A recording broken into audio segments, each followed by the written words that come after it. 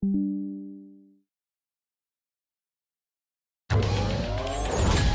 the distance with local sports. This is the X Sports Network. Hello, neighbors. I'm Janet Alexander, and I'm running for Lawrence County School Board to represent the 7th District. With 40 years in early and elementary education, you could say I've worn many hats. Preschool director and owner, educator, student, administrator, principal, and mentor, will just name a few. I've had the pleasure of leading the love of learning with thousands of Lawrence County students through my time as a teacher. After retirement in 2017, I stepped full-time into my role of being Marmee to my 5 grandboys. And although my role as a teacher has changed, my commitment to the importance of education is now more prevalent than ever. Our teachers and students are a precious commodity to our future, and they deserve an advocate. And I would be honored to stand beside you as we ensure that we'll put our students first this March the 5th on Election Day. This is Jason at Volco Auto Supply in Lawrenceburg. For over 90 years, Volco has been a family-owned company. We're proud of our past and excited about our future. We're open to the public for wholesale and retail trade. We carry product lines such as Milwaukee Tools, Lucas Oil, and Malco product. We carry all major brands of lubricants like Shell Rotella, Haviland, Castrol GTX, Mystic, Motorcraft, Valvoline, Kendall, and Mobil. We here at Volco offer a complete line of car detailing supplies, shop supplies, tire repair products, and lawnmower supplies. Check us out online at VolcoAutosupply.com or at 416 Buffalo Road here in Lawrenceburg. Truett's Garage Doors in Leoma, Tennessee is your one-stop for new garage door installations for all commercial and residential buildings, plus they offer full service on all existing doors. Need a new garage door opener? Truett's Garage Doors has you covered. As an Amar Gold and LiftMaster dealer, Truett's Garage Doors offers the best pricing anywhere in the area. A family-owned and operated business, Truett's Garage Doors has been helping Tennessee and Alabama residents since 1999. Call the pros today at Truett's Garage Doors, 931-201-6464.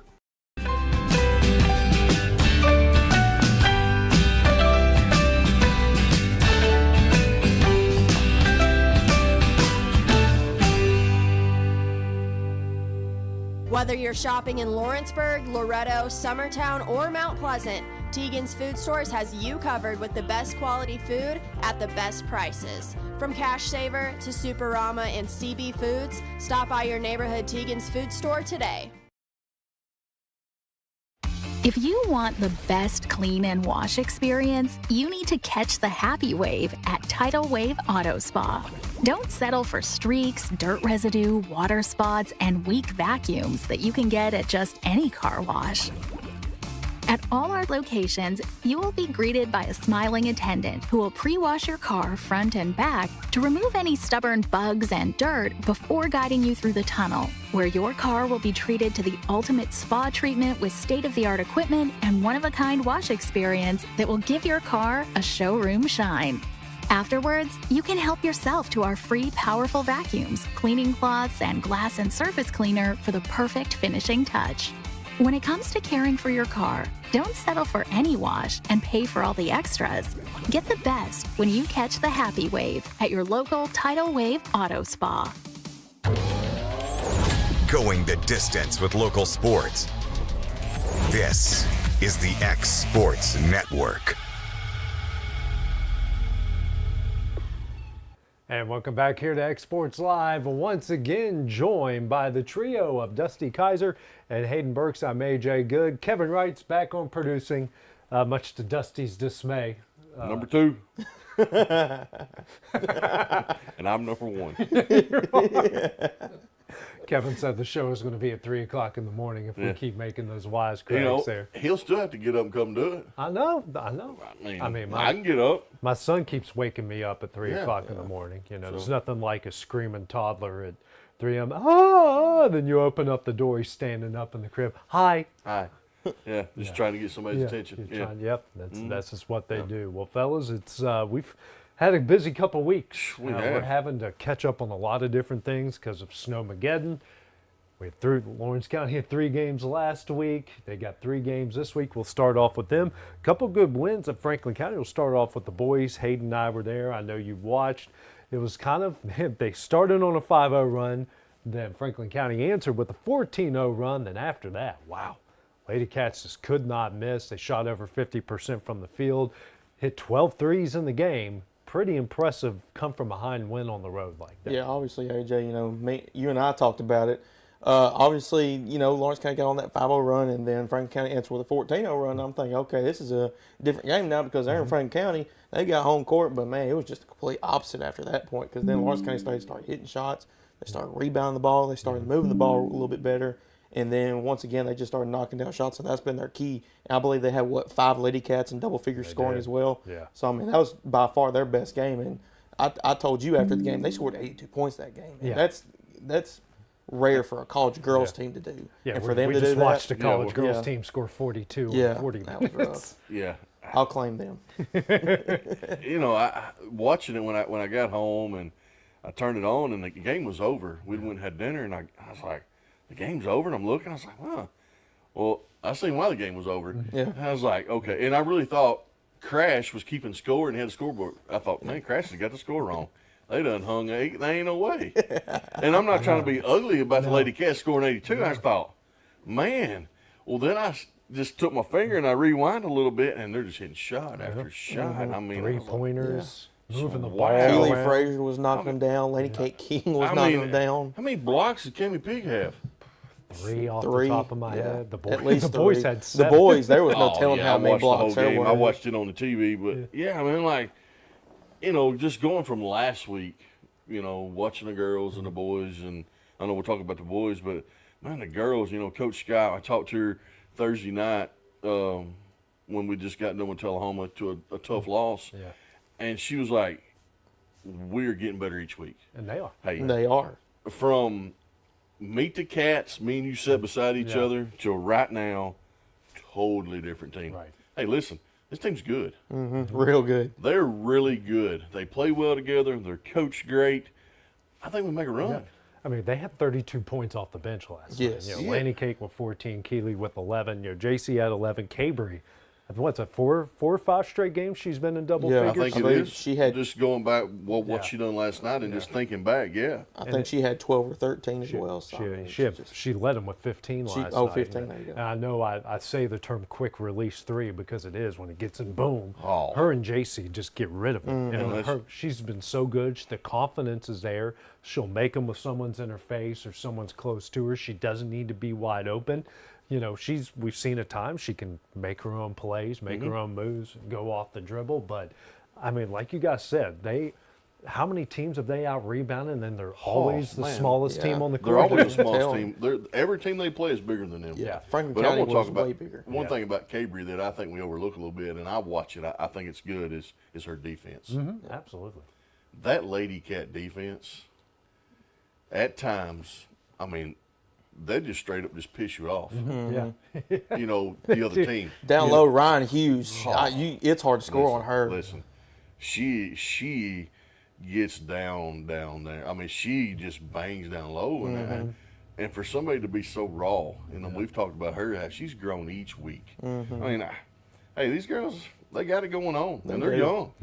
Yeah, it's been very promising. It has. It really has It this has. season. And talking about how special the Wildcat boys are, that was another tough fight. I mean, I was telling people today about Franklin County just how kind of deliberate they are about their offense. They're a slow down team. They're not going to get up and down the court.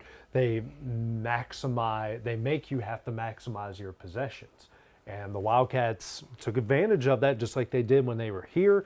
They shot just below, I think they actually did shoot above 50% or maybe just around that area, but they held Franklin County to 0 of 14 from 3-point. 4 of those were blocks, and the other 9 weren't even close, or the other. Well, the ones 10 weren't even close. I mean, yeah, they weren't even close. Yeah. I mean, they're barely hitting the front Yeah, iron. they're hitting. Yeah. They're trying to shoot NBA range threes. I mean, the Wildcats' length. They're able. The rebounding didn't get off to a great start. The No. second half, my gosh, it was like they flipped the switch. Oh. And boom, Everything went their way. And when it we came to talked on the way home because I had to take him home because Kevin didn't want to drive. Yeah, an he extra pawned me few off. miles.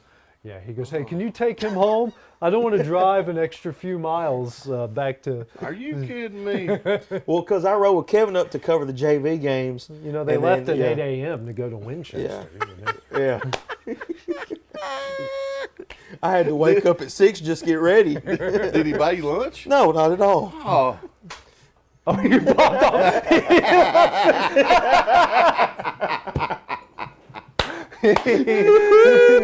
get him fired up. Oh, man. That's the quickest I've ever seen him move. I didn't think he could move that quick. I didn't think so. We must have triggered Yeah, something got there. him. But, He got upset. but you know, riding on where were we going with this? Wow. Riding Well, on the way home. There you on the go. way, you know, this team has proven that they can win in any style, which is the mark of a really good team. Is they can get up and down the court and have some of the games that we've seen them play, like against Giles County or against the Murfreesboro Central, where it doesn't look organized. In all reality, it is. It's just the style of play, and they're dominating. Then you get a game like last night where they led from start to finish. It didn't feel that way, but once they got some room and they started crashing the offensive boards, got some second chance points.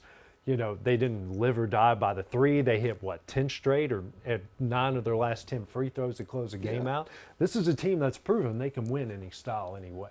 That's what I seen just watching. I know you were there, but listen, that defense that they play is unreal. And watching how, and I know it's a 3-2, but how Colton Tucker and Logan play up front, in the way they push these guys to the edges, you rarely see the other team get that middle. Right. If they get the middle, it's because they fed the ball in down on the post and then they turn in. Man, they're clicking. And we use that word, and you can probably use it a little loosely, they're clicking, but they really are. Right. They play so well together. Braden Fields last night stepped up and started. Yeah, and got Yeah, seven, well, I think he 5.7 came- boards. Yeah, I mean, I was fixing to say he come out on top. When I first watched him, and he had like 3 boards, just boom, boom, boom. Yeah. You know, then he hits a 3, and I'm like, okay, you know. And then they swap. Blake comes in, does his thing. You know, it's just. But I go back to Colton. I told my wife last night. I was like, Colton Tucker, and I hope he's watching. Like right now, man, he's so improved. Right. You know, like, and that's a big statement, not just for me, but from anybody. Like, the way he started, you know, he was a good ball player last year, but it's like he's just stepped up, and they've got so many, like, instead of having a team full of superstars, like all role players, and they all roll together. I mean, hey, if we're not playing a state championship, I'm going to be disappointed. I'm just going to say it. Especially with that team. Like last year, I was disappointed that we didn't make it because we had so much talent to get there. But I think youth and just that last game where we got a little bit too much of the hole. But this year, I'm with you, Dusty. It's either state championship or bust, in my opinion, because the way credit to Franklin County, they make you play sloppy. Then again, Lawrence County, they had 10 turnovers that night or last night. Both of them had 10 last night. They both had 10 turnovers. So Franklin County's going to make you play a little bit lower down to their play style. But I mean, I want to give credit to Franklin County.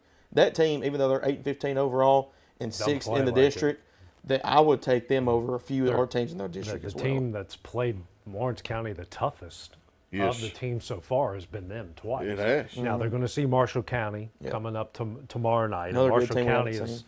always given Lawrence County fits, especially since I've been here. It's been and like you that. got to go there. And That's a tough place to go play. It is very You tough. know, it's a tough place to be in a high school setting. You know, we talk about the barn or the big barn, we talk about the nest, but like Marshall County's a tough place to go play. Especially with, it's not as far as the Tullahoma travel, but still, just for some reason, when I've gone to Marshall County with the team when I was in high school, tough. it just felt like a tough drive and a long drive. And it's not like it's hard to get there. No, it's not. I just feel like it's just, you know, their fans are going to show up. You know, hey, I'm telling you, looking at it right now, Lawrence County fans got to show up tomorrow night. Yeah, and they will. Better believe it. Yeah, if they went to Winchester, Yeah. they should be in yeah. Lewisburg. Well, now we had a couple big games last night. Summertown hosting Loretto, packing out the nest once again. Start off with the first game, which was the girls' game. I didn't see that game going that way at all. I mean, when you told me the score the first time, I'm like, are you serious? Yeah. I mean, Like, I hadn't been keeping up with it, and you said, like, I was listening to y'all on my way in. yeah. And so we're eating dinner, and I still had you in my ear. And so I just cut y'all off, and I went to it, and I was like, whoa, wow. Yeah. You know? Yeah. Because Kevin had their game going on right now. We just wanted to give some score updates. And I looked at the first time, I was like, okay. And then I looked at the second time, I was like, holy crap, they blew, it built on this thing. Because at one point, I think it was like 32-12 at one point. Yeah, it was. Yeah, it wasn't even close. Yeah, it Yeah. wasn't It was close. a 9-point game at the half, and it was kind of stayed that way midway through the third quarter, and then Summertown just turned it on. They got a lot of second chance points, a lot of second chance opportunities. They moved the ball around, hit some threes.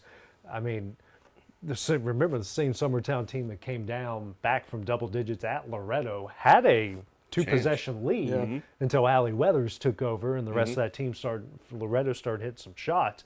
We knew these two are going to meet up at least 2 more times. You're talking They got district 2 more games, championship. yes. Maybe the region. We're hearing some things. The region's pretty tough this year, so they might meet. They're definitely going to meet up one more time in the district championship. Maybe the region championship. We'll see how that goes, but. It's not a shock that Summertown won. I think we're just more shocked in how it went down. Oh, yeah, it's not that they couldn't win the game. It's not that. It's just the margin of victory. Yeah. 21-point victory. I mean, that's big over a 19-2 now Loretto Lee Mustangs team. So I'm talking with Ashley Rutledge earlier this afternoon. She thinks that this could be a good wake-up call for Loretto because they have won 18 in a row. They hadn't lost since Thanksgiving. Won 18 in a row. They come in 19-1. Top team, already beaten this team.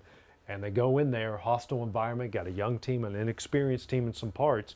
That could be a good learning tool for them. I'll use it. And we've talked about it in a lot of sports, but sometimes it takes getting punched in the mouth. Just being just that way. Yeah, I mean, I agree with you, Dusty. It just takes that one flip of the switch and a little wake-up call of, hey, all right, look, now we know what it feels like to lose, and we don't want to feel that way again. So, absolutely. I mean, that's obviously, what their coach is going to be telling them from here on out. And now moving to the boys' side, that was a pretty close back-and-forth game, especially in the second half.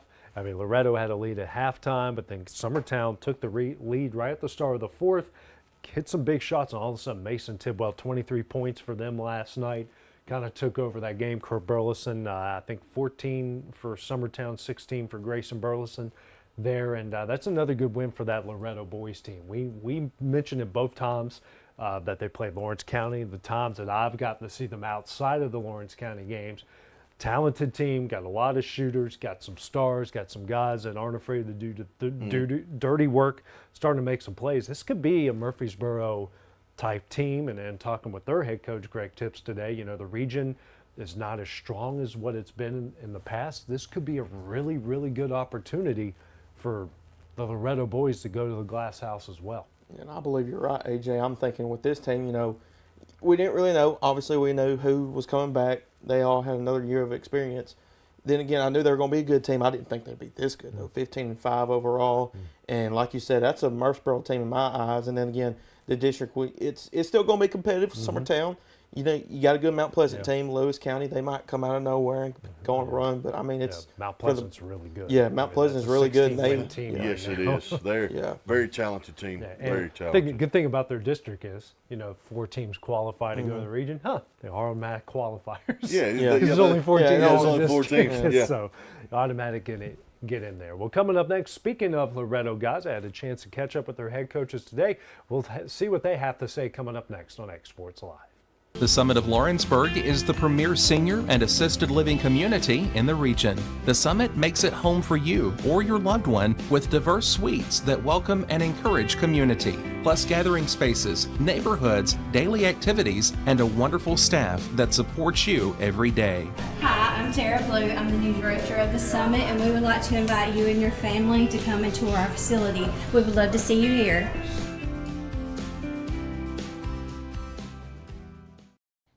For the best at-home care in Lawrence County, the Summit at Home is the right company for you. We have a friendly staff over 25 that is trained, educated, and qualified to help with all your needs within your household. Our non-medical services include transportation, housework, dressing, and companionship. We are also covered by most long-term care providers. For more information, please call 931-762-2310.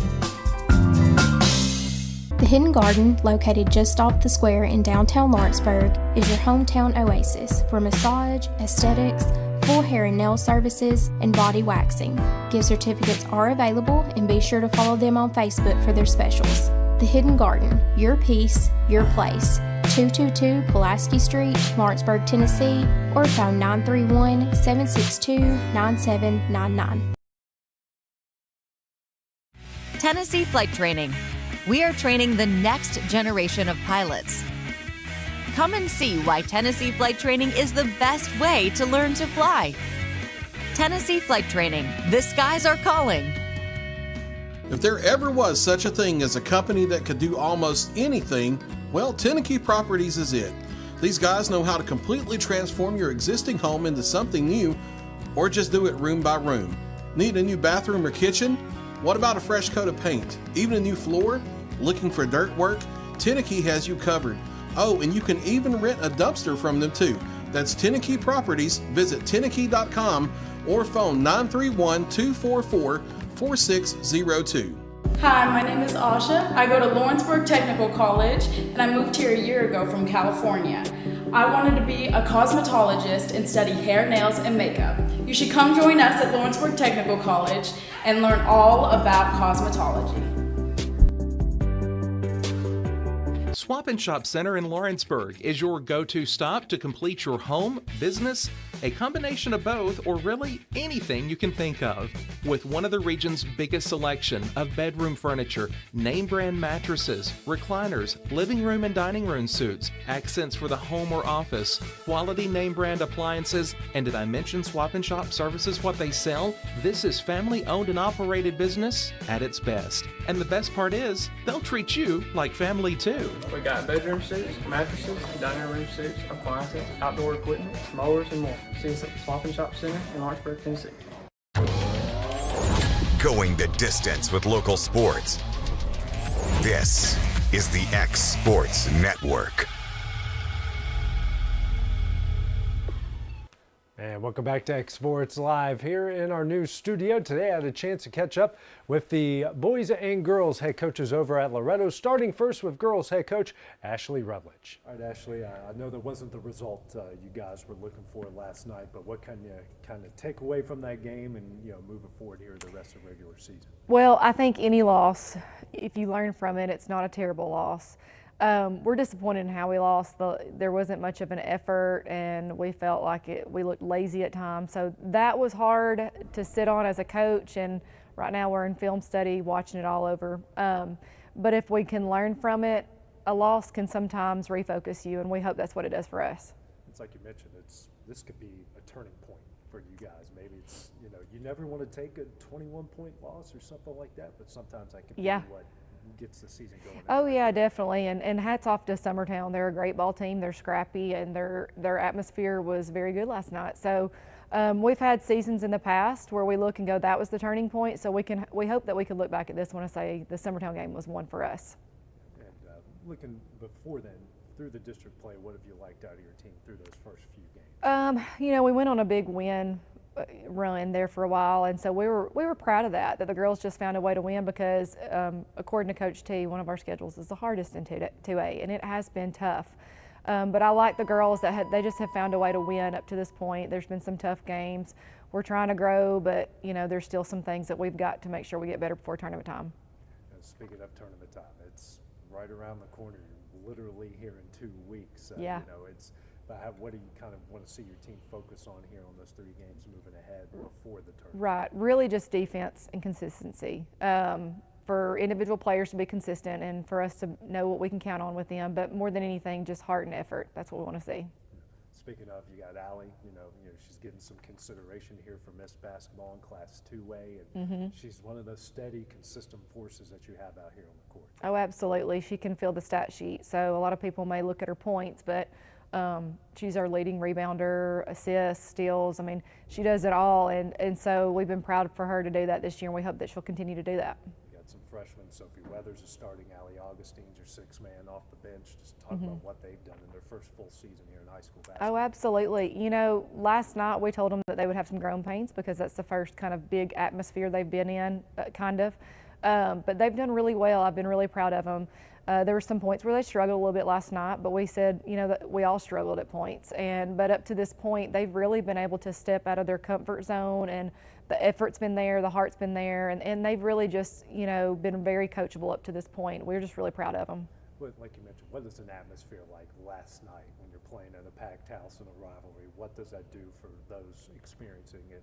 I mean, they experienced it here. Sure. What was it like experiencing But when it's in a smaller place, it's hard to hear. You got to really count on talking to each other, communication, and you know, it was a loud atmosphere. And so for Summertown, I'm sure it's something that they take a lot of pride in. Yeah. You got Libby Sanders, Emily Cozart, those type of players. Emily, who's playing a lot more minutes than what she has in years prior. What kind of improvements have you seen them make?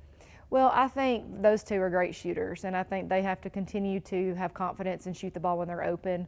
Libby's done a really good job on defense. She's very active. You know, if you watch her, she gives her all, and we're really proud of that, especially with last year, the way she ended the season. We're glad to just see her out there on the floor. Feel like the season gone by so fast? Yes, absolutely. It's flown. I was like, I can't believe it's February. Wow. Yeah. I mean, and obviously you got the tournament coming up, but you still, what, 3 or 4 regular season games? We've got 3. 3 left. What do you want to see out of your team here in these finals? You know, as we come to tournament time, we just need to sharpen some things up. We just need to clean some things up and continue to move forward and see the best effort we can. And now we're going to check in with boys head coach over at Loretto, Greg Tips. Oh.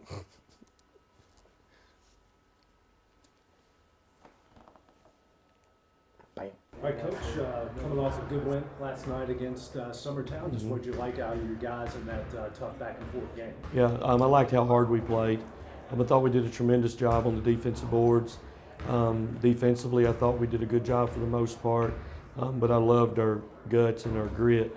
On the offensive end, wasn't pleased with much of anything until there late in the fourth when we started getting the ball where we needed to get it to. But sometimes you got to win when you're not playing your best, and I was really proud of our effort. Going through kind of the first wave, you know, really here through the district play, what did you like how your team during those first games? Our defense and our rebounding, and there's been some games where I thought we played really well offensively. Last night, the turnovers, I think that was a season high in turnovers for us, which that place is a tough place to play. You know, and they did a good job with it. It was a great atmosphere for us. But I like the fact that we've done enough to win ball games, but we still got a long ways to go. You know, Summertown's tough. You know, Mount Pleasant was tough a couple of weeks ago. I mean, it's you know, just 4 teams in this district. Right. You know, those games get really highlighted. Yeah, and you know, Mount Pleasant's a 16-5 team, and you know, very athletic. Summertown's won 16 or 17 games, so it's definitely a competitive league, which will be good for us once we get to region tournament. You got some guys that have been really stepping up lately. You know, I know Mason had an illness and had a slight injury, but he came back from that strong. And lately, you're seeing the Jaden Aarons of the world step up and make some plays as well. Jaden Aarons doing a really good job, and just a sophomore. You know, Kylan Wilkerson's coming in. The big boost for us right now is Hayden Buttram and what he's doing on the defensive boards and defending for us. He's been a big lift for us. And a guy like Jaden, you know, sometimes it felt like he had handcuffs on his hands. Right. You know, you didn't want him to shoot, or he was afraid to shoot either way. What's it like watching him kind of spring forth and then start to hit 3-pointers and start to take the ball to the rim? Yeah, and I think one thing that affected him is early in the year, he had some fingers that were not very good with his ligaments and stuff. He suffered a really bad injury, not bad injury, but hurt his fingers pretty good. So he got off to a slow start shooting the basketball, but he's a capable shooter. And then even when he's not shooting it well, he does a good job in so many other areas for us. How much did the snow kind of slow you guys down? That now, you know, you have a week off, and now all this is going to get jumbled together. Yeah, with us, we got lucky. You know, some teams have it worse than we do. Every game we have left, we have at least one day in between. In some cases more, whereas some other teams are having to play some back-to-backs, and some are having to do back-to-back-to-back. So we're fortunate in that area, but we need it. And it seems like we've run the gamut from sickness to illness. It's been one of those years, but but we're okay, and we'll get to the tournaments. You talked about the roller coaster, you talked about the injuries and the illness, but you guys are still sitting in a pretty good position right now. Just kind of describe what the season's been like to still have your team where they are. Yes, it's amazing, especially with the schedule we've played. You know, everyone around here is familiar with how good Lawrence County is. They're a tremendous team, but we've played some others. You know, Siegel's a top 10 4A team. You know, Oakland, just different people, and we've played those games with people hurt. You know, and for what these guys do, if you look at it and you stop looking forward toward the tournament, you look at it and, you know, we've got 15 wins and 14 of those are by double figures, you know, with all of our injuries. The other one was a 9-point win, and that was without Kason Bowie and Jackson Robertson. So really, it speaks to what these guys can do. We've only given up 60 points 3 times this year. 65 once, 63 once, 62 once. Nobody's gotten to 70. So what these guys have done defensively and rebounding is pretty impressive. We've had our moments offensively. We got a lot of versatility. Now it's just about getting better for the tournaments. You got 1 week left in the regular season. Yes. It just kind of feels like we started yesterday, and now you're down the final stretch. It's crazy, and it's been stressful. Not knowing who was going from time to time. It's been stressful for the guys, but I give them credit. They love to compete, and you know, and I think that showed last night. Despite us not playing well, Summertown giving us one heck of a punch and a fight, what you expect from those guys. Well coached and just always good environment there. But our guys won that game last night because they're gritty and tough and they love to compete. Finally, we got a game coming up Friday. We got 2 next week. When we see how your guys in these final. Yeah, one thing we actually for boys, we actually have a third next week. Okay. On that Saturday, February 10th, we're going to Perry County. Okay. But you know, hopefully we keep improving. We need to win another district game to make sure that we're guaranteed first. You know, if we win Friday night, we're guaranteed first. But we just need to see that we're getting better.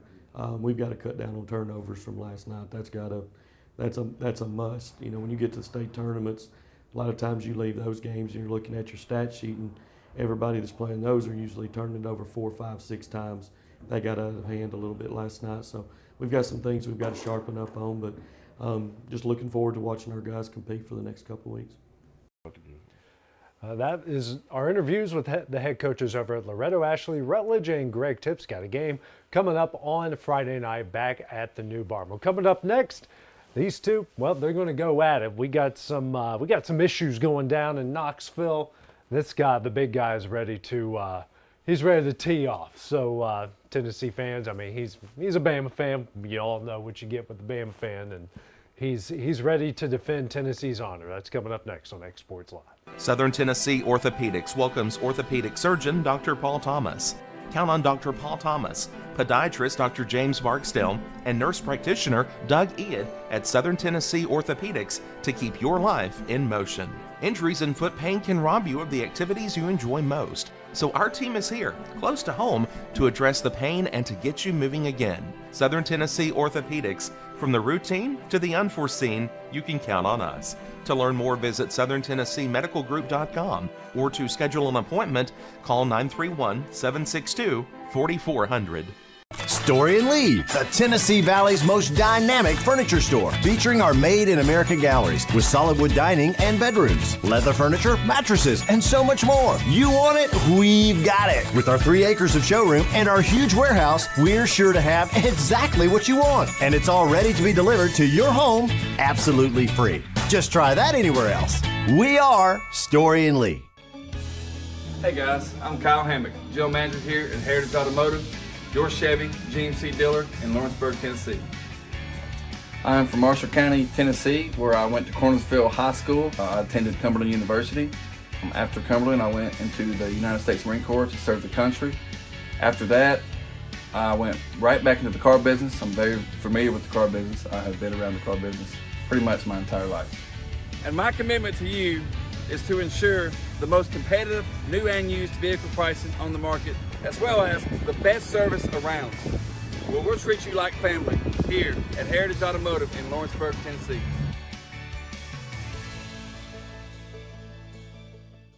Hey, this is Phil Hooper. Get the look you want for your favorite school, church, or business with apparel from HD Ink Screen Printing in Leoma, Tennessee. Got a logo you need embroidered or screen printed? Let HD Ink give you the professional look that sets the bar in today's world. We do fundraisers and custom designed apparel and so much more. Call today, 931-201-2961, or come see us at our new shop located at 26 Ingram Road in Leoma. Remember, HD Ink for the look you want and the look you deserve. Flooring sets the tone throughout your home. For flooring that makes the right first impression, start by choosing us, Floored by Justin. A one-stop flooring destination. Our new location stands alone for unequaled customer service and selection. Owner Justin Story's mastery of custom hardwood inlays means every room can have a custom look. Discover how the right choice of hardwood, laminate, carpet, or tile can set the tone in your home. Contact Floored by Justin today. Going the distance with local sports. This is the X Sports Network. And welcome back here to X Sports Live. Guys, a bit of a controversy has been stirring. Came out a couple days ago. Apparently, the NCAA is in Knoxville investigating the University of Tennessee about some NIL issues with their main group that does that. We've had issues with Florida State. Starting to see some issues kind of pop up with some other schools. So, big guy, we'll let you, you've been foaming at the mouth. I have, You've been sending a bunch of stuff in our group text message. I have. I'm going to start out, it's probably all based on Nika Waka Waka Waka. And Josh Heupel's a cheater. I mean, that's how, I think, we talk about all like Harbaugh and Michigan and their videotaping and all this stuff. Josh Heupel's cheating. Josh. Is that it? I'm saying Tennessee Vols are cheaters. Are you just assuming that, or are we? I'm assuming the same way you assume that y'all gonna have an easy road to beat Alabama like you did. Well, it's definitely week. gonna be easier because y'all ain't got Nick Saban no here more. We go. But still, then again, you got to go look at it, if dude. you ain't got Nico Waka Waka, you're not gonna win either. Well, I don't blame you. We have no chance if it ain't Nico right now. Yeah. But then again, think cheaters. about it. I mean, there's nothing to prove that we did anything. And then I've read enough, I've seen enough. If the athletic director and everybody at Tennessee is already saying it's against the NCAA is trying to come down on it, then you got to look at it that obviously they're defending themselves. Michigan, they're cheating, take every win. Same thing about Tennessee right now. But Michigan, they were hiding it. Tennessee, obviously they're hiding it too. Huh? Hiding it too. Why would they come out with a report? They didn't come out with it. They got caught. They came out with a statement. Cheating. Tennessee. It's called cheating. Cheating. Okay, yeah. I mean, but then, dude, if the AD already came out with something, the chancellor has already come out with something, a statement, basically saying that the NCAA is wrong for doing it. The NCAA has found nothing still. Local reports from Tennessee Vols and everything have said that. Your local reporters, this is fake. What's fake? The local reporters, they're not going to tell the truth. Well, but then again, there's already been other outside sources that are saying that it's an independent source. Go ahead, Dusty. Just go ahead. There's nothing. There's nothing cheating. there. Cheating. I think I already take all the wins. That win against Alabama 2 years ago, gone out the door. Didn't happen. Didn't happen. Nope. No. Nico wasn't even there. It don't matter. Josh Heupel was cheater. Oh my gosh. I don't even know where to go from that point. Yeah, I know you're hitting me right now. The report's very vague. It most is of the time, very vague. Most of the time when you get reports like this, it's like, okay, well, they outline the issues, and the reports we've seen have been. It's like one of the most vaguest. My personal opinion is be a slap on the wrist. Yeah. And then the NCAA is gonna have to revamp the rules somehow. Because it's not just John. I mean, it's across the board. Yeah, there's probably other schools also. I don't think it's just football. Yeah, I think it's basketball. Baseball, I think it now. Baseball for sure. I think baseball's very big into it as well. they're going to have to do something. I know we talked about some kind of salary cap or however you want to look at it. Something's got to be done. The NCAA is like when you open up that can with the little snakes in it and it shoots out. It's like if they opened it up, that's NIL, and now they're like trying to grab it before they get too high and hit the But ground. I think they've let it go too long. Right. Myself, I think they have. Yeah. It is what it is. It's just like the transfer portal. You're trying to put the lid on something that's out of control, and you don't have what you really need to. They have the money to spend to make the investigations and make the enforcements happen. Yes. They're just not putting the effort in. No, they're not, and that's the sad part. They want to implement this stuff, but then they don't want to police it like it should be. Yeah. Now, some other college news. Obviously, Jim Harbaugh, leaving Michigan, has gone on to be the coach of the Los Angeles Chargers, and Michigan did the obvious, which they should have done, which is hire Sherrone Moore. Now, this guy who's, it's kind of, I don't know how I feel. I don't want to say he's been given a Porsche and just told not to crash it, but he's not going to have the same team coming back. No, Josh, I thought they lost a lot. Yeah. I mean, they lost like 22 players. That team was banking on the national championship, in which they did win the national championship. Oh, well, when we all said it, if they don't win a title, it's done. It was kind of like anyway. LSU several years ago. Oh yeah, if LSU didn't win it in 2019, that was it. Yeah, that was it for them, and obviously they And came now, in number one. The way I feel like the way Ohio State's, I think Ryan Day's Oh my coaching for gosh. his job. That's where I was going with next. I mean, they're buying. They're buying out. everybody. They're pushing. And I know he's They're come all from in. Alabama, but Caleb Downs probably the best college football player They there got is. one of the best running backs, the kid out of Ole Miss. Yep, and then you got the Junkins, 5-star quarterback from Alabama. Yeah, that just transferred. Yeah. And then they had all those guys that should have went to the NFL that are coming back. Coming back. I mean, my goodness. If you can't beat, If he can't win with that, he's gone. He ain't never gonna win. No. I mean, he was, and Jim Harbaugh's right. He was kind of born on third base with this team. Now he's trying to go to home with it. I mean, you can't blame him for trying. No, Ryan Day, he's doing everything he's got. Yeah, he's I doing mean, what he he's knows, supposed to do. like I said, kind of about,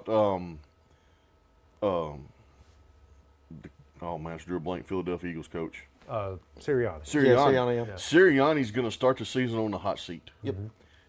So, and we'll talk about NFL, but so is Ryan Day. Right. Ryan Day starting the season on the hot seat. Because, I mean, it's been 3-4 years since He's they won lost the Big 3 in a row. Ten. He's Three in a lost row to Michigan now. Yeah. Because, I mean, you look at the landscape of college football. Okay, well, Michigan's not going to be what they have been. Now the Big Ten's going to be different. You're adding USC, you're adding UCLA, you're adding Washington, who just played in the national championship game. Got a new coach, and they've practically lost the majority of their roster. They have. Oregon always recruits really well. You never know what they're going to have coming Hit in. the transfer portal well. Their coaches, They did. their coaches staying. So the rest of the Big Ten is, you know what you get out of Iowa. Wisconsin's going to get better under their. I don't think new head anybody at coach. this chairs are a fan of James Franklin, but Penn State, he's going to win his ball games. Perennial he's 10-win gonna get team, but his. they're never going to win the big ones. Yes. So it's and you look at the SEC, Bama without Saban, Kirby had a chance for 3 straight and couldn't beat the best team. Hey, I'm going to tell you right now, I they don't got want a lot of those guys are coming back. A lot of those guys are coming back. You do lose Some. Bowers. And they had 10 guys, 10, 12 guys go in the portal. They did have 10 or 12, yeah. And they're all 12, like yeah. 4-star guys. Yeah. I'm kind of anxious to see. I feel like probably Kirby's probably going to come out early AP in first. I figure Ryan Day's probably going to come out in second. Yeah. I think Kirby could struggle this year. I think we can. Absolutely. I'm 100%. I think we can see Georgia lose a few ball games. It's not going to be like it was They do last have year Bama. either. They have I'm not worried about us beating them. I think we'll see what y'all got for them. Really? I'm just not. Listen, I hate Kirby Smart. I mean, take away the Alabama side of it and leave him there. Yeah. I think he's a horrible person. I I agree. read stories. I mean, you've had some conversations. Yeah, I know. The stories and the issues of players. I just don't think he's a good person. Yeah, covering the team for a year and a half, I've heard way more than I will ever share, Right. especially on this. I just, I think Georgia could get hit in the mouth this year. Yeah, and I think they can. And we'll see how they respond. I think that the first shot was what Bama did in the SEC championship game, and Not as easy as a schedule as what they've had, and we've had some schedule releases. I mean, have you all looked at the ACC schedules? I mean, some I have of them not are looked just, Some of those games are going to be prime time. are going to be great, and then some of them are just like, man, this just does not feel right. Like the Big 12 released their schedules yesterday, which, by the way, go watch West Virginia and UCF's schedule releases. They're hilarious.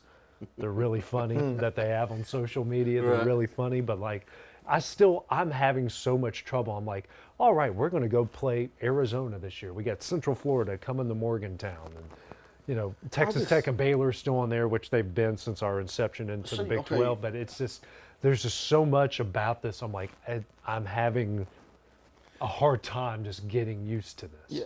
Yeah, I get it. Here, for me, and maybe I'm way off on this, but like, I want Alabama to travel to Michigan. Mm-hmm. I want Tennessee to travel to USC. Yep. You know, I want those games. I want Florida on the road to Ohio State. Yeah. I want Ohio That would be State fun. coming to Texas. Yeah. You know, like I want LSU to have to go play somewhere. Like I feel like that's where we're college going. football Yeah. should be. I hope that's where we're going. And if they don't, I feel like they've missed it because we could have every Saturday could be prime time. Yeah. Every No, Saturday. My fear with the new conference realignment is, because I've experienced this as a fan of West Virginia when we moved from the Big East to the Big 12. Right. It's like, okay, it was great the first time Texas and Oklahoma came to Morgantown. Yeah. You look at the attendance, sold out buildings. Right. Next time they came, it was a couple thousand less. Next time they came, a couple thousand less. Just 'cause of travel. It's the nostalgia wears off. Like, okay, Tennessee playing at Texas or going to an Oklahoma. First time's going to be great. Or the first time, you know, Oklahoma comes to Alabama. It's going to be great, but the next time it's like, well, you're going to treat them like Mississippi State. You're That's going to treat them why like I Kentucky. like the whole. And I mean, you can't do it every year, but I don't necessarily say it's going to be a there and then home game. Yeah. Like let's take You want to kind of do it like, say, Neutral the sites? NFL, or like the NFL does, where like, okay, you got your divisions, and then you play X amount of teams from different divisions. Yes, that's what I think that works. Like Yeah. Tennessee to Oregon, but then the next year Tennessee goes to Ohio State. Yeah. You know, and the next year Ohio State goes to LSU. Yeah. And then Alabama's at Michigan. So you and like it's just, you know, so like, say 8 league games, you get like a free like open spot if you want to play an FCS or a group of 5 Sure, team. I think you're still And gonna then- have those And then you games. got to play a team from like, say, the Midwest and the West and then the yes, East. Or that's the what North. I Places think. in different areas. I just think that's good for college football. Yeah. As a fan, just yeah. because you get those better games Yeah. every week. Yeah, I mean, I would love to see it. I mean, of course, you're going to have some duds because Well, sure. programs are going to fall off Yeah, and some are going to absolutely. rise. But I think that's where we're heading. I think we're about to have about to have another class of football where we're going to separate from, as much as I hate it, you know, growing up watching a group of 5 team 40 miles down the road and seeing some future NFL Hall of Famers in their prime there. But we're about to have a separation between the group of 5 and the Power 5. Oh, Oh absolutely. yeah, And- absolutely. And It's then, gonna be. and then once they get there, they're going to redraw everything. Now we're going to get 2 separate playoffs. Still be fun. That part will be fun. That part will be and, fun. And listen, we've talked about this. All 3 of us have. Yeah. We're going to have 12 teams this year, and then 13 and 14 is going to be like, I wished I was in it. You know, I deserve to be in it. Yeah. Man, at the end of the day, guys, after you get past number 6, Yeah. it's probably irrelevant anyways. Well, I'm kind of thinking maybe I'm just too looking at it through rose-colored glasses a little bit too much. I've kind of have like, how much have we seen in the NFL playoffs where, yeah, a team gets a bye week, but the team that had to play the week before comes in on fire. Yeah. Green Bay. Yeah, I mean, I get it. yeah. I'm not saying that will happen in college football, but something, you know, maybe not at the top seeds, but you're talking about maybe that 4 or 5, whatever, that didn't have to play the first week, and all of a sudden that team that came in just winning the games got momentum. They haven't sat around for a week. Right. I mean, it could happen. We see yeah. that in the NFL all Yeah. the time. But I'm just Spitballing. being way too optimistic about it because I've wanted it should be 16. I don't understand the 16 was the number. Like I understand was the I perfect just number. said you're complaining. The 13 and 14 is going to complain, but 16 was the number. Which it should have been the number. And I think they're going to get there. Yeah. I think it's going to take a couple more years, but they're going to get there. Especially they'll figure it out. Especially when they divide. But Yes. it's. I'm just saying, for a fan perspective, I know you guys, you're still kind of playing the same opponents you remember playing and grew up playing. For me, as a fan of my team switching conferences all the time, it's just so wild that, oh wow, Arizona's a conference opponent. Right. Oh, we might play Utah in the championship game if we're good enough. Like it's blowing my mind that, growing up watching Syracuse, Boston College, Pitt, Virginia Tech, all those teams that you grew up in, Rutgers, you grew up and remember playing, your West Virginia playing, and now all of a sudden it's going to be Arizona, Colorado, Oklahoma State, and Baylor. It's like now those are our Well, I like what you said earlier during the summer, Dusty, about cupcake games. Though, I mean, you might have one or two of them, but basically those are out the door now because every game you're playing either as competitive or more competitive than they were last year. And going back to what you were saying just about the teams in the conference, it's going to be different knowing that in the SEC we got Texas and Oklahoma. Yeah. Texas was a playoff team. Yep. Oklahoma, nah, but they're a powerhouse school. Yeah. We know that. Yeah. And they're both good in other sports. Sure. as well. So it's not just football, and I know that's what we pretty much rely on football and basketball. Yep. We do. I'm a baseball guy, just like y'all are, but we don't talk about that much. We don't talk about some other sports, and it's not nothing bad. We just don't. But like, I want to see as a college football fan. Like I'm getting to see. We're going to see eventually. We're going to see Texas, Tennessee, and Knoxville. We're going to see it in Austin, or we're going to see Oklahoma and LSU. Yeah. Those are big games. Yeah. They are, and and it's different. That part will be different. Because those are games that you in the past you would only see in bowl playoff or bowl games. Exactly. Now it's regular season, and they mean a whole lot more. Yeah. And nostalgia will wear off, and then it'll become old hat, like when Arkansas and Missouri and those, when Texas A&M first came in. Even though, don't ask my wife, they're not SEC. They're just some subset that came in. She doesn't treat them like the SEC. So, coming up next, guys, we had a busy week of football this past weekend in the NFL. We have a lot to talk about coming up next here on X Sports Live. For decades, First Class Charter has provided high-quality motor coach transportation services to the Tennessee Valley. With numerous safety and cleanliness accreditations, First Class Charter is ready to make your group trip a reality. Contact us today by visiting firstclasscharter.net. First Class Charter, the official motor coach company of the North Alabama Lions. Employee Resources Credit Union is an easy solution to banking, offering a personal, simple, yet modern way to bank. When you bank with ERCU, you are a shareholder, meaning you own a piece of the pie. And we make it easy with the convenience of digital banking, with service you won't find at another financial institution, including low to zero fees and incredible rates. We have the technology you need with the personal service you deserve, right here in your own neighborhood. Employee Resources Credit Union, not for profit, for service.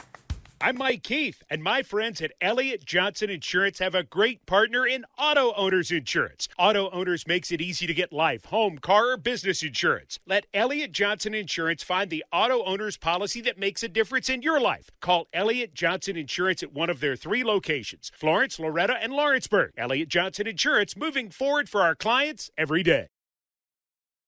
For the best meal from south of the border, head to Cocina Real and Puente Grande for lunch and dinner. With a wide array of mouth-watering entrees, there's something for everyone on the menu. And you can't forget the cheese dip.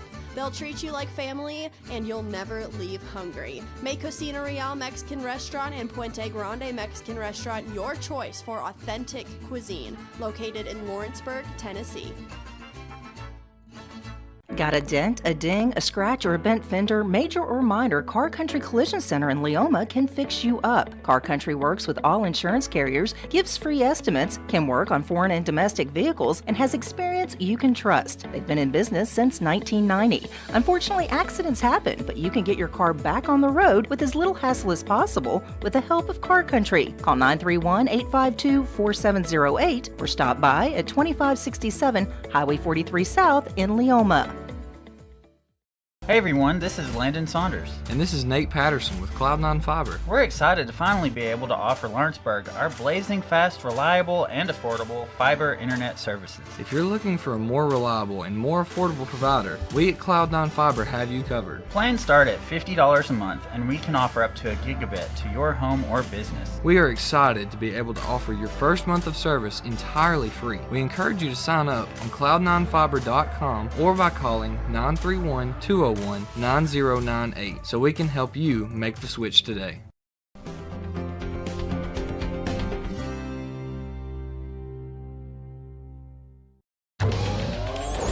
Going the distance with local sports.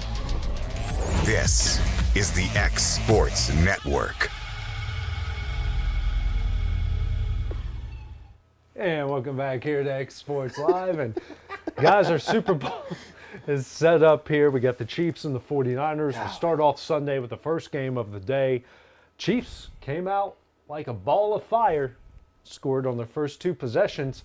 And guys, that's pretty much all they needed to defeat Baltimore in a game that if Kansas City was going to win it, they needed to do it that way. I think Kansas City's defense played really well. Baltimore's offense and their game plan and their overrated quarterback was god awful. show. You know, the defense. I mean, can we just say one word? Choke. Yeah. That's unbelievable. Yeah. How are you the MVP of the league and look that bad? I mean, a lot of those shows are really off. Like, I know really off. They weren't close. No. Like, I know he's not known to be like a great passer. Yeah. But my goodness. You do that during the regular season, you can't show up in the playoffs like that. Like Which is what he does every year. Yeah. But for this one, the last game seemed like 10 times worse. And listen, and their defense still kept them in the game after all those bonehead turnovers. And Flowers? Are you kidding me? That was awful. On the half 15. yard Why would you die? But the whole great catch, 15-yard personal foul for Tony, and then 2 plays later he fumbles. Yeah. And then Lamar fumbles. And then he hurts his hand, getting mad. Because he slapped the bench and cut his finger. Yeah. I mean, that team just self-imploded. Yeah, Lamar's interception, threw it in the triple coverage. I mean, just boneheaded. Is boneheaded, and then some of his throws are so off. The defense did not get off to a great start. Then they figured out Mahomes and what they were doing. You know, Kelsey had 11 catches, 8 in the first half, only 3 in the second half. Like they didn't score in the second half. Yeah, they got that field goal late, and that was it. It just like I was gonna say, like Baltimore still had a chance to win, even deep in the fourth, and they just bonehead plays. But hats off to Kansas City's defense. Yeah. That defense is.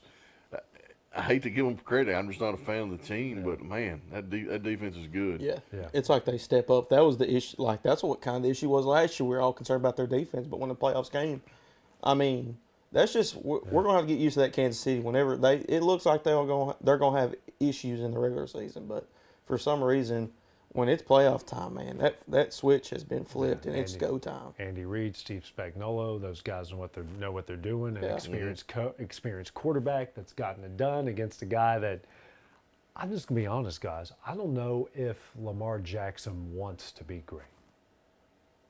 You know what I mean? I think that might be that might be a fair statement. I don't know if he wants to improve his game enough as a passer, because if you, the old saying goes, it goes like for basketball, if you're a three-point shooting team, you live by it or you die by it. You live by the running quarterback or you die by the running quarterback. I think you're right. And he didn't have a good running day.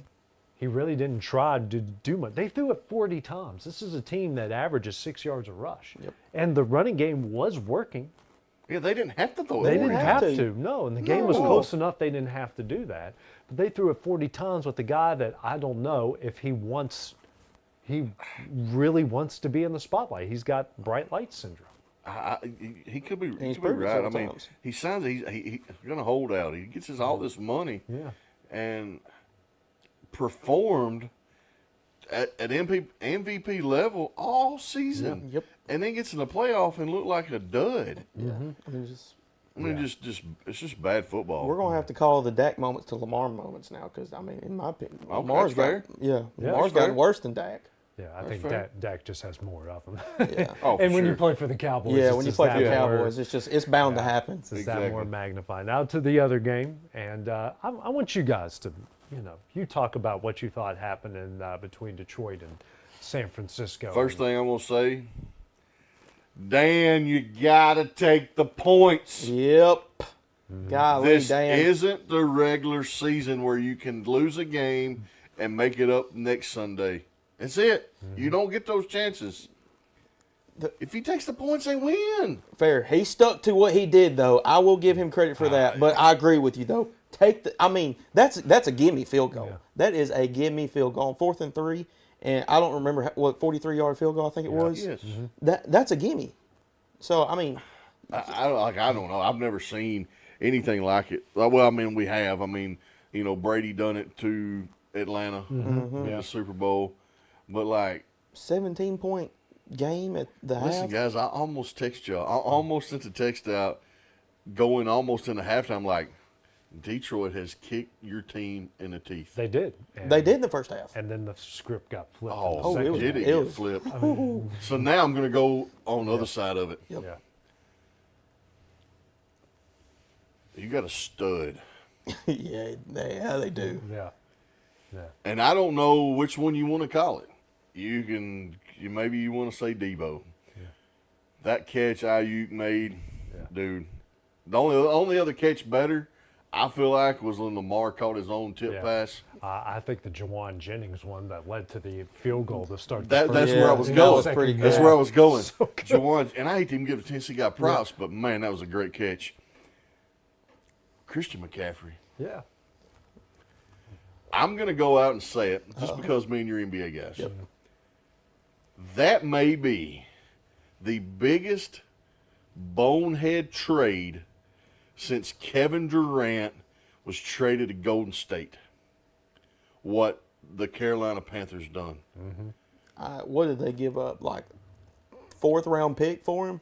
I don't remember what it was. We would have to go back. It was after the 3rd pick. It was nowhere near what that. He's 27 years old and led the league in touchdowns. Yes, and it wasn't even close. Not even close. Mr. Irrelevant. Yeah, and Brock Purdy said, "Boys, get on my back. I'm gonna take over." He had more rushing yards than Lamar did. Yes, and he got some of those. I'm like, he's taking off. Oh, he's going. Go Where did back, his speed go. come from? Man. He's kind of. I remember him at Iowa State kind of having those. I legs. don't remember that. I don't remember the like. I knew he watched could it throw in it. Big 12 football. Right. He had those legs, but like, Everybody was talking about that. I'm gonna go on. I think it's your year, buddy. I think it is. I think you'll get you one. I have a feeling too. I mean, the first half it was all Detroit, and I was so mad. I even went and got more balls from the ball pit for my son. Like right after they right before they made it 24-7. I took off, got a couple drinks from Sonic, and I missed the field goal and got back in time for Jawan's great catch. So I thought Steve Wilkes should have been fired. I thought Shanahan's play calling was atrocious. I thought our defense didn't care, like nobody wanted to tackle. All of a sudden, the second half, I've always said this, and you've heard me say this, when the 49ers figure you out on offense and defense, you better hope there's not enough time on the clock and you got enough points to make up for it. Because once they figure you there out, was way too much time left on the clock. Yep. Yeah. And they didn't have enough points. And I will say this: when I got a lot of confidence when they went for the first 4th down, I went, okay, they didn't get it. Now we'll talk more about Detroit's faults and everything that happened in the game, but they didn't get that. I'm okay. All right, we go down, we hit the Ayuk play, we get the touchdown, make it. The moment they fumbled on their very next play, I turned to my wife, I looked at my son and said, "We're going to the Super Bowl. You can't recover. We're going to tie the game. before the fourth quarter even gets here. They scored on 5 of their 6 possessions. Mm-hmm. And the one they didn't score on is when they milked out the clock. 5 Yes. of their 6 possessions in the second half. Brock, man, he's So Gibbs fumbles the football when he shouldn't have fumbled. Yeah. That play was, he went the wrong way. He The did- offensive line was in disarray. That play was blown up. Jared Goff didn't even know where he was standing because Yeah. he was on the wrong side. Yeah. But listen, if I'm a Detroit fan, Yeah. I'm super pissed at Reynolds. Yeah. Listen, guys, you don't catch a football here. You catch them out here. Yeah, and he tried to catch 2 right Right in there here. and dropped them both. Well, and it kind of also speaks to how well the Niners made their adjustments. Laporta was an issue in the first half. He was in the second No, half. and he's a stud. And by Armand, the he's way. good. He's a good St. rookie. He's gonna St. be good. Brown was not a factor at all. In Not that at all. game. The whole game. The whole game was not a factor. So Jared Goff had to go to these other guys who aren't your first and second options. Give the Niners credit. And and when it was 27-24 and Dan Campbell goes for it, I went, oh, he's just giving the game away. Yeah. Yes. Because He you gave That's it what I away. said. Like He gave it away. Yeah, Yes. I knew they weren't going to get it. I mean, because you think about it, you tie the game, you kind of take the crowd out of it a little bit because you're giving them a little bit more. Okay, you got your momentum back, you've got it back to 0. Now we got 7 minutes to determine who's the best team from here on out. Not saying that that's what leads to a Detroit win, but at least you're giving yourself a chance that if the Niners do go down and score, you can answer and it's not out of reach. Sure. And you think the 2 drop passes by Reynolds were first downs. Yeah. Keeps the drives alive. Yeah. Then you had Williams dropped in the end zone. That that was in double coverage, but that was Yeah. a dime by Yeah. Goff. Yeah. And he just dropped it. He did come back and make the catch in the end zone, but he almost missed that one. If you look at it, he catches it on the back of the nose. He initially popped out. Yes. Yeah. Or that first down that tried to get him into Yes. field goal range that should have been intercepted because it hit him in the chest and popped up. And our guy just acted like But he's there's never seen a one- football in his Go Go ahead. No. Go ahead, Dustin. I'll say I feel like mine. there's one guy that we even said his name yet. Is it Gardner Johnson? Fred Warner. Fred Warner? Whew, what a stud he is, huh? Listen, guys. Those plays he made in the They've second got half. so many guys on San Francisco. Well, you got Bosa, and you got Young. That's cheating anyways. Yeah. But listen, Fred Warner in the middle. Yeah.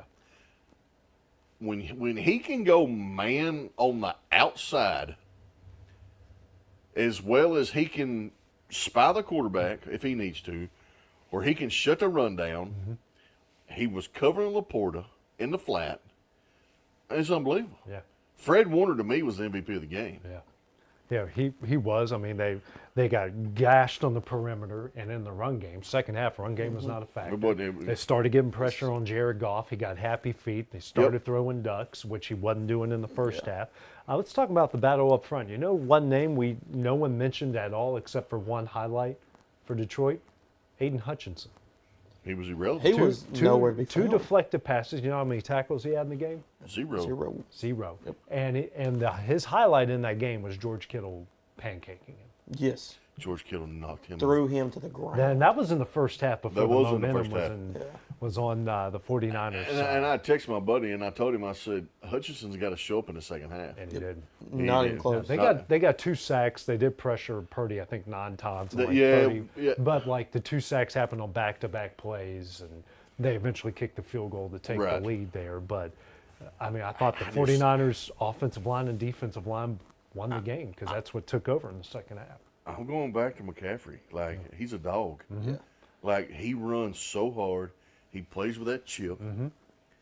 But listen, we're talking about a real dual threat receiver and running back. Yeah. Not only, I mean, listen, he's the best running back in the game. Mm-hmm. By far. I mean, it's not even close. No, nobody else. Yeah. But the way, and he blocks. Yeah. Mm-hmm. For as small as he is, Yeah. Listen. I mean, he's like, what, 5'10", He's 5'11"? 5'11". Yeah, he's not even 6 foot. Yeah. Buddy, I think you got one. I'm we'll going see. early. They're It's early. We got 2 weeks. You know, things can happen, but I think you got one. Because, I mean, that game, basically what it was that second half, Detroit played that second half not to lose. That's what it comes down to. And You can't do that. Yeah. You got to take the points. They were just too aggressive. And when the momentum's not on your side, I know the analytics say go for it, but analytics doesn't factor in momentum, doesn't factor in team confidence. And Dan Campbell's right. They're not guaranteed to get back to that Yeah. spot. That might be your only chance to get there. And historically, when you blow leads like that, I mean, think about, where the Bengals did that in Kansas City last year. Remember the time that the Jacksonville Jaguars had a double-digit lead on the Patriots in the first half of an AFC Championship sure game did. and blew it? History doesn't say that just because you got all this talent and you're young and you drafted well means that you're going to get back to that spot. You got to strike while the iron's hot. And he was trying to strike and he didn't have, his iron was not hot. It was, but I will say this: I'm gonna give props to the offensive coordinator for Detroit for coming back. Yeah, you ain't kidding. Yeah, most of those guys, most all NFL coordinators, they want a head coaching job. Yeah. And he said, "No, we're going to run this back." I think he knows he's got something special. They've got Oh man, these guys They are got a young. good group coming They back. do. They got and they may not win 10 games, but listen, they've got a good group coming back. They're young. They're all no crazy injuries. I think Detroit will be smart. I mean, they're going to pay Goff. Yeah. I think it's good. I think you can see Goff running a couple more years. Hooker just sit over there, kind of pull like a Aaron Rodgers did, like we've been talking about how Green Bay, like we've been talking about Green Bay. Thank you. And listen, he ain't no Tennessee guy. But listen, Dan, you got to take the points. I love Dan Campbell, but I agree. He's gotta you got to regroup and take 3 and tie the ball game up. Yep. All right, guys, we're coming up next here. We'll talk about what happened in the WWE. Scandals, injuries, controversies. Got a lot to talk about coming up next. A local law firm respected throughout the state. Generations of clients have turned to Boston, Holt, and Durham since 1948. We assist individuals and businesses with their legal needs, including real estate, property closings, personal injury, employment discrimination, and family law. Our clients get the personal attention and convenience of a hometown law firm with the resources and ability to handle any case. Come see us at Boston, Holt, and Durham.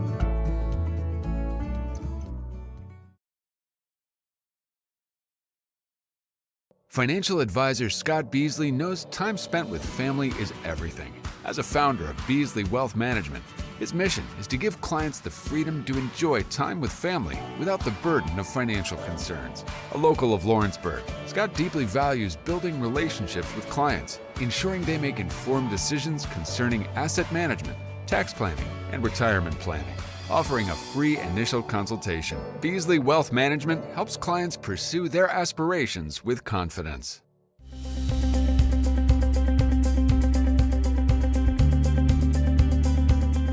Arctic Air keeps your home or business comfortable. For more than 20 years, we provided outstanding residential and commercial services through Southern Middle Tennessee. Whether you need assistance with your heat, air conditioning, preventive maintenance, or anything in between, trust our reliable team to get the job done. We'll take the time to figure out your specific needs and recommend what we believe is right and best for your situation. We've been using Arctic Air for over 15 years now. Their service is great, they're here when we need them, and their prices are competitive. They take the worry out of the heat and air so I don't have to. Arctic Air, when you need us, we'll be there.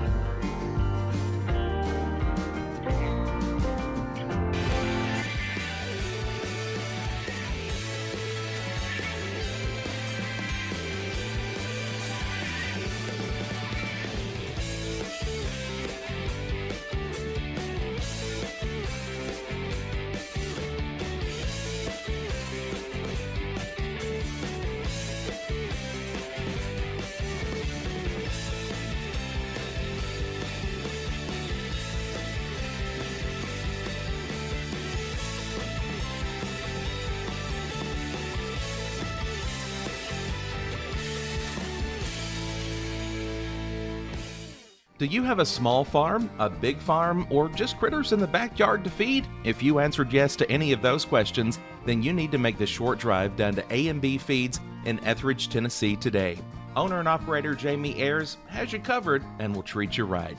That's A&B Feeds in Etheridge, Tennessee. Going the distance with local sports. This is the X Sports Network.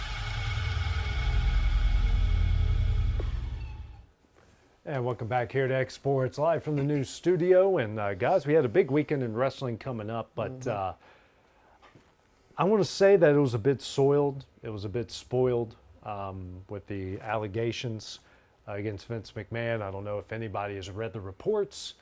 If they're out in the open, I encourage you to go read them. Do not, make sure your kids don't read this because it's some pretty vile stuff. Yeah, pretty nasty. You shouldn't be surprised because if you watch wrestling back in the day like we did, it's no surprise that Vince McMahon was doing this. I mean, this is a lawsuit for $3 million. He was supposed to pay her out an NDA $1 million a year. He has someone else that he's paying $8 million, spread out over a period of time. God, I don't want to know what happened that he had to pay $8 million for that. Yeah. I mean, he's in the spot because a guy who's worth $5 billion didn't pay somebody $1 million based off a contract.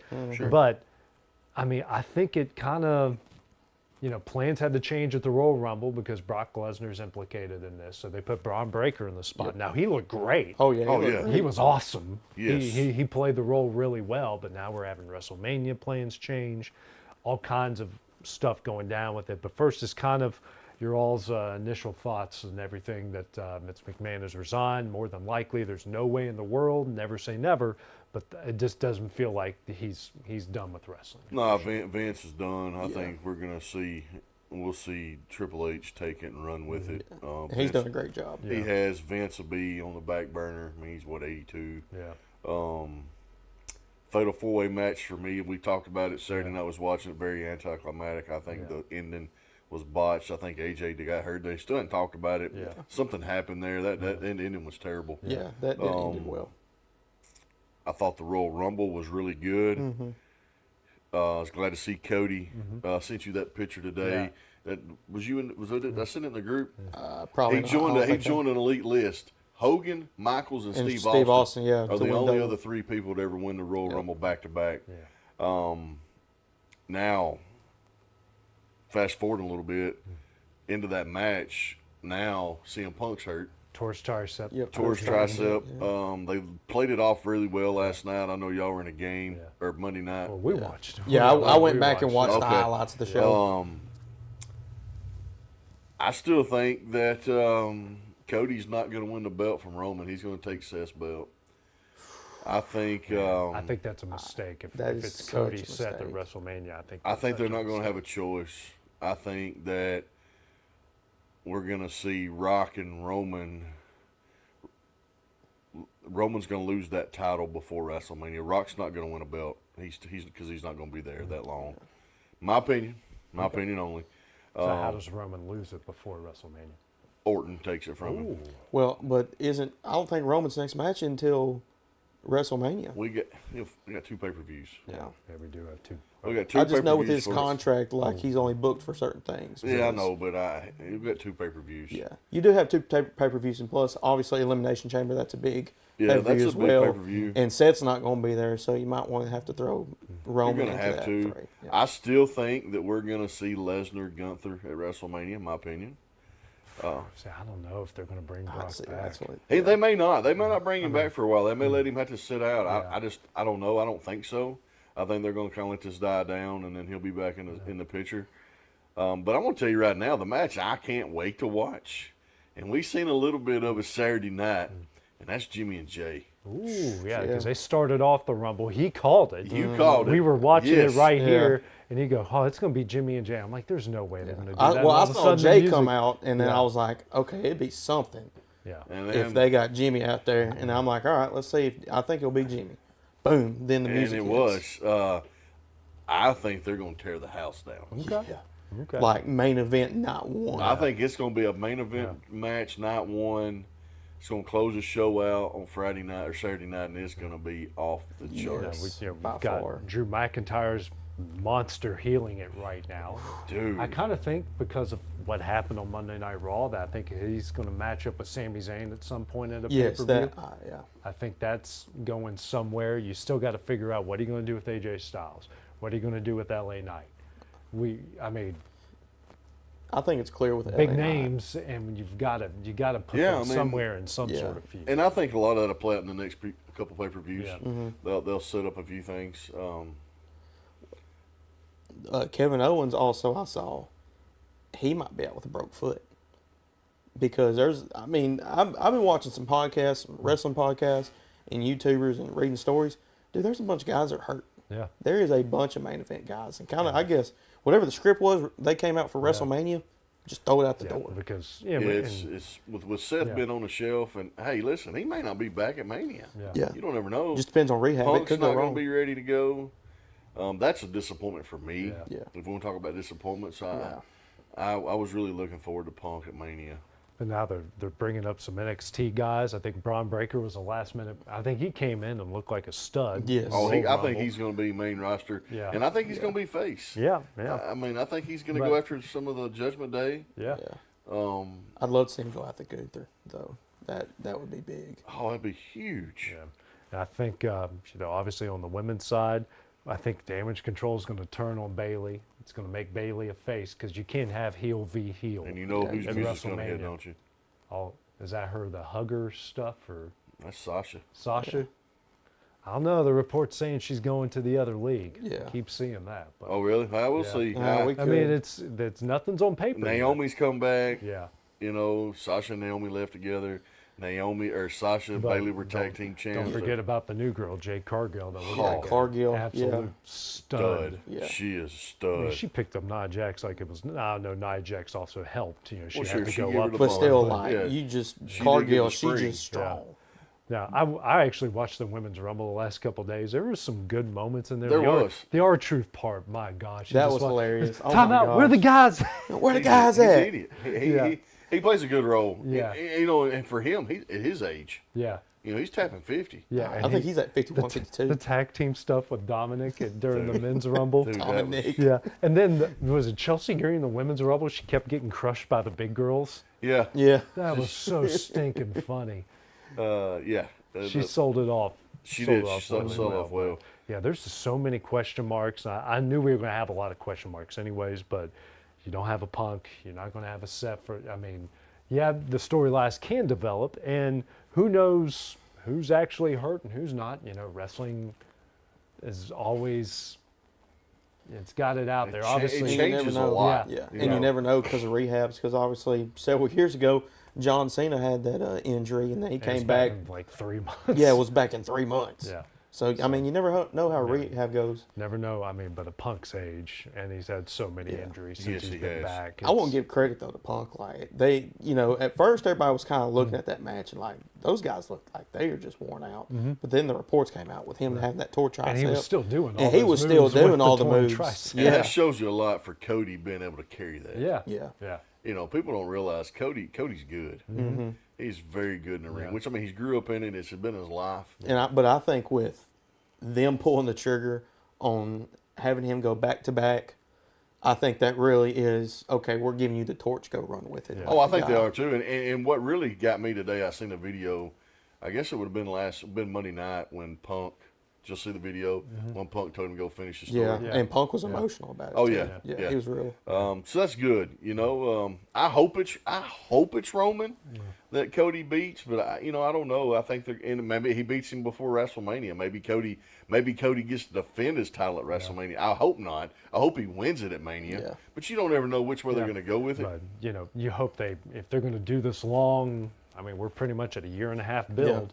We've seen wrestling promotions mess up 1.5 year builds before. Absolutely. I think Triple H is a little bit smarter. By far. They're in good hands. Yeah. They're in good hands. All right, guys. Well, coming up next, our final segment of the show, we're going to have a rant. He's actually got one. He's got one? I've got one. He's It's got a one wow. tonight. So that's coming up next here on X Sports Live. Do you have a small farm, a big farm, or just critters in the backyard to feed? If you answered yes to any of those questions, then you need to make the short drive down to A&B Feeds in Etheridge, Tennessee today.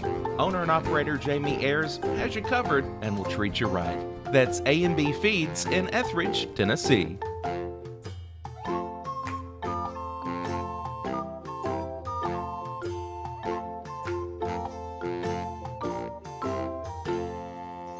Don't just find a job, find a career with Resource MFG.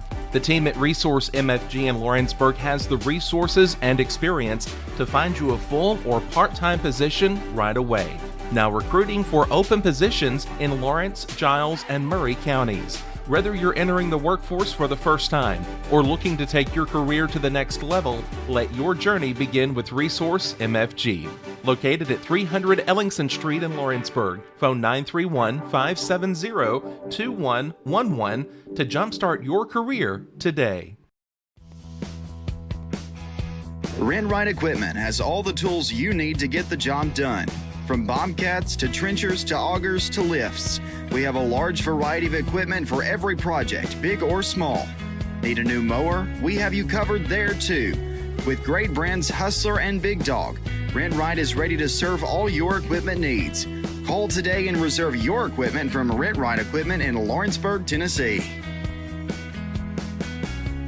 There are now more ways to save at Quick Mart. Become a Quick Club member and easily earn rewards on qualifying purchases at Quick Mart convenience stores using the Quick Club app, available on the Apple App Store and Google Play. To save on fuel for work, use the Fuel Rewards Pro app to earn 5 cents a gallon on work fill-ups and redeem the savings for yourself. To get started, visit fuelrewards.com/pro or download the app in the Apple App Store and Google Play. From our humble beginnings to today, Parks Lumber Company has continuously served Lawrence and surrounding counties for over a century.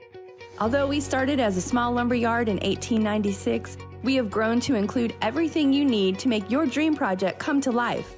No matter your building needs, our experienced staff will be with you every step of the way to ensure you receive the highest customer service and attention to detail you deserve. Visit us at 106 2nd Street or on Facebook. We guarantee you will see working with PLC is as easy as 1, 2, 3. Going the distance with local sports. This is the X Sports Network. Welcome back here to X Sports Live. They said something here right before we came back that really it's not the way you want to start the rant segment with three guys laughing. We love our local Subway. That's all we can say. All right, who wants to start it off tonight? Go ahead, Hayden. I'll start it off. First, I want to first give a shout out because obviously y'all know about it. Kevin knows about it. There was a active shooter alert over at my school. Yeah. And I want to give a shout out to the security teams and all of local police and the state law enforcement and like taking care of that situation, because even though it was a real drill and people were concerned about it, obviously. Mm-hmm. I appreciate everybody, text, make sure where I'm at. I was in Lawrenceburg, so I wasn't near the area, but hats off because they did a great job in searching the place and making sure. Mm-hmm. But I've actually got 2 rants, and they're both basketball related. I'll start with number 1. This is me. I've been around basketball. I've had to prep gyms, courts, and everything. Don't wear cowboy boots on the basketball court. Do not wear cowboy boots on the basketball court. Yeah. Like, it's just one of the biggest pet peeves of mine, because during South Lawrence, I get it. If that's your style, I get it. But come on now. Don't be running on the court, because it says on the sign, no outside shoes or boots or anything like that, because you don't want to get the court dirty. It just makes me upset. It's just one of my big pet peeves. I'll start with that. I did not see that coming. No, man. Did not see that coming. Yeah, that's come on. All right, so like that one's out of the way. You're so fired up about that. Yeah, I mean, I'm telling, dude. For some reason, you come in the gym with Hayden's there, you better be barefooted. Yeah. Yeah, I mean, or just sneakers. like basketball shoes, or just regular nice. I want out of the box type of shoes. I'm taking my shoes off next game I call with. Oh gosh, Lord, you're gonna tear me up. Flip flops. Yeah, come in there. Just go, golly. Hunting shoes, fishing shoes on. Just muck boots. That's some Calvin there dripping off of them. I'll sit down. I'll walk across half. I'm giving y'all ideas at this point. Anyways, all right. Over to the second one. AJ and we were doing the game last night. Yeah. The PA guy, come on, man. You can't be talking during free throws.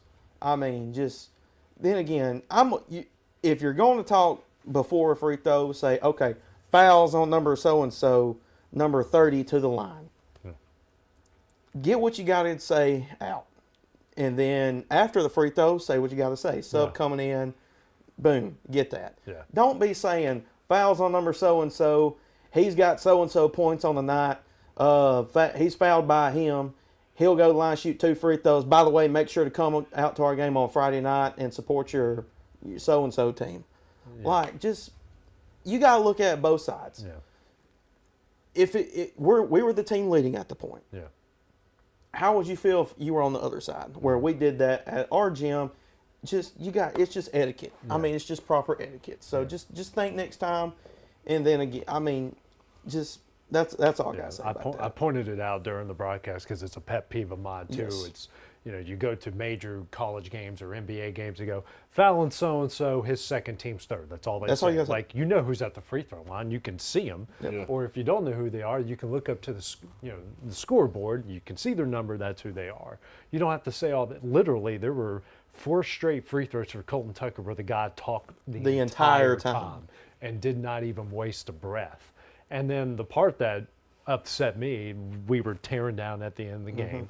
I went to go use the bathroom. One of our fans she started off like, hey, you do a great job, just don't talk during a free throw. Like, you know, it's not illegal. I checked with my dad, a former official. I also checked with some other officials I know at the high school and the college level, and they say no. Now, if your coaches or your team protest it, then yes, they have to warn him, or the officials can take it in their own hands to not the officials were great last night, except there was like 1-2 minute stretch they were pretty bad, but outside of that, but like there were no time wasted. It was foul, boom, call it, boom, balls in his hands, shoot the free throw. But yeah, it's an etiquette thing. Just it's simple. You don't have to tell who's coming in and coming out. You know, the people there pretty much know who these kids are anyways. Just, have to say, oh, second free throw. No, duh, we're watching it. Then the part I'm getting to when I'm going to the bathroom, the fan's talking to him. He turns around, he waves, and he starts kind of mocking them. Like he was pretty proud of himself for talking during the free throws, which, again, you make the point. If he would come here and, Russ, or if he goes over to Loretto with Kyle, or Summertown with whoever, I don't think they have PA over there at Summertown because they're up in the nest up there. I'm sorry, but how would he feel if we talked the entire time during those free throws? So it's an etiquette thing. It's not illegal. It can be enforced. You can't call it technical unless it's just god awful egregious. But it's an etiquette thing. It's like it's an unwritten rule, but I think it's more of a common sense. Like, just don't be that guy. And this guy, trust me, was loving being that guy, even though his team lost by 4 possessions. Yep. That's all I gotta say. Yep. That's my rant. I finally had one. Yeah. All right. Mine is Draymond Green's statement today. Oh, I haven't seen this. And the NBA. So Embiid gets hurt last night. Kind of a loose ball foul. Guy lands on his knee. Draymond today says that's why they shouldn't have to play 65 games to win the MVP. Guys, I done a little research when I had time. And I started with Larry Bird's first MVP. And I went all the way to Allen Iverson's MVP. Allen Iverson played the least games of anybody in that stretch at 71. And he was hurt. Yeah, he was hurt, yeah. Our NBA players are as soft as cottonelle tissue. How can you say the MVP of the league it's bad if he has to play 65 games? Yeah. Come on. You see what I'm saying? Like, that Embiid should play 90 games to win the MVP. And that gets him through the playoffs. Yeah. I mean, they're actually, the opposing team is trying to figure out how many games he can sit out. Yeah. I mean, that's ridiculous. And that's who people are voting for the MVP. Because he wants to sit out.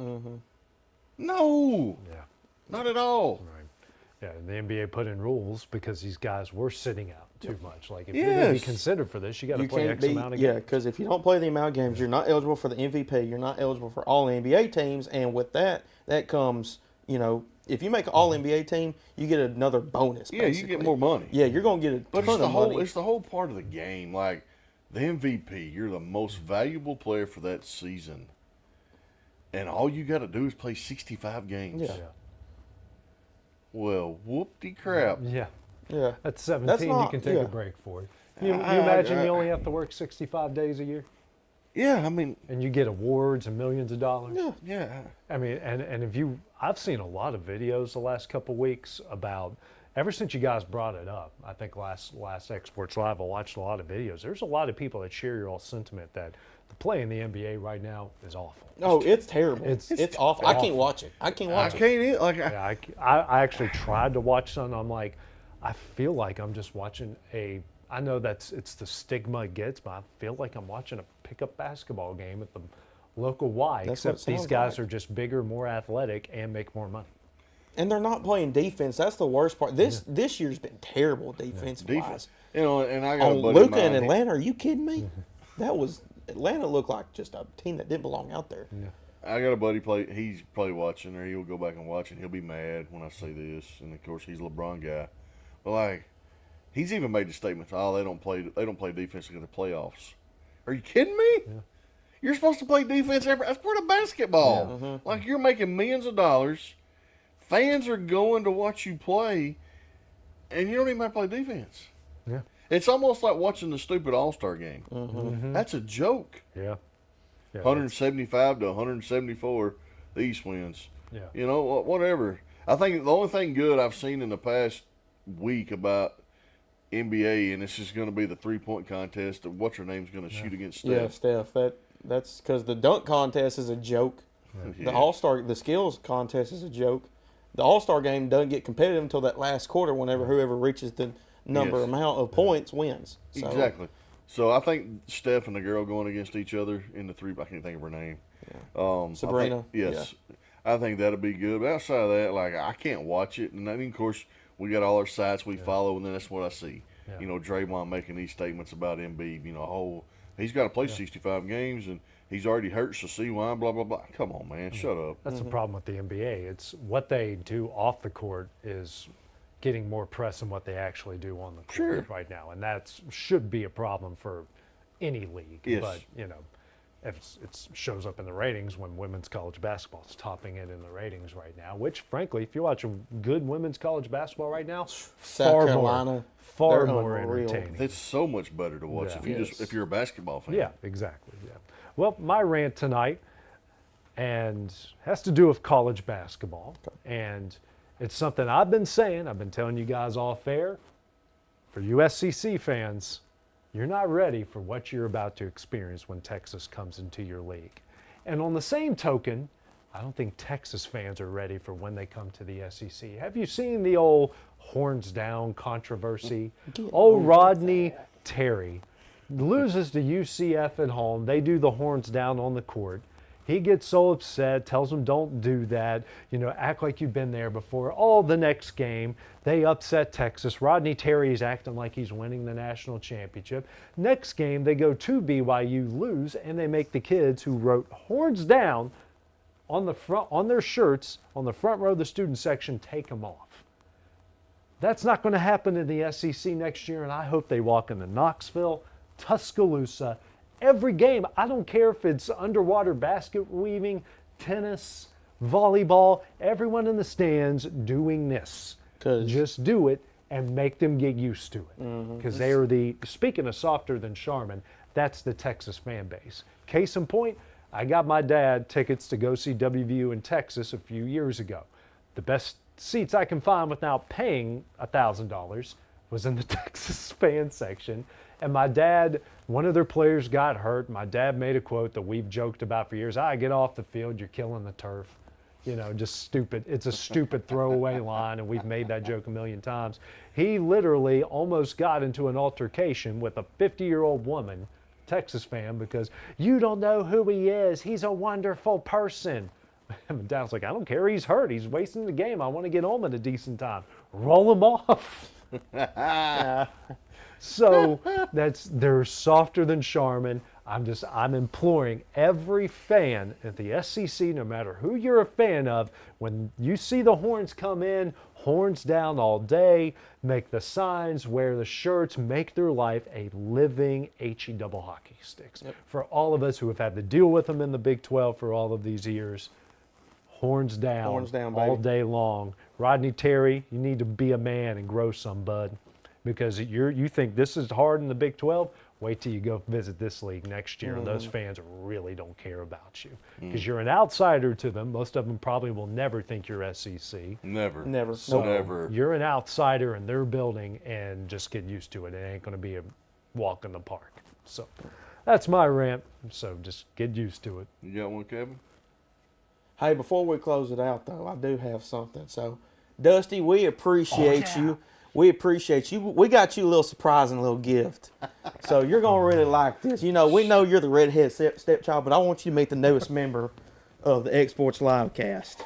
Introducing Little Dusty. Fungo there you Pop are, Dusty. sir. Little Dusty. We tried to get him in red hair, but they didn't have a red hair version. So that's our gift to you. Oh, guys, y'all shouldn't have. I'm going to put this right here on the little studio. On the shelf, there you It'll go. sit right behind me every week. Yeah. I'm glad I'm loved so much. Yep. Fungo Pop Dusty. Fungo Pop Dusty. It's awesome. Yeah, there we go. There we go. Yeah. That's a great way to close There out we X go, Sports yep. Live. So for Dusty Kaiser, Little Dusty, Hayden Burks, Not Crash, Kevin Wright, I'm AJ Good. We'll see you guys next week. Going the distance with local sports. This is the X Sports Network.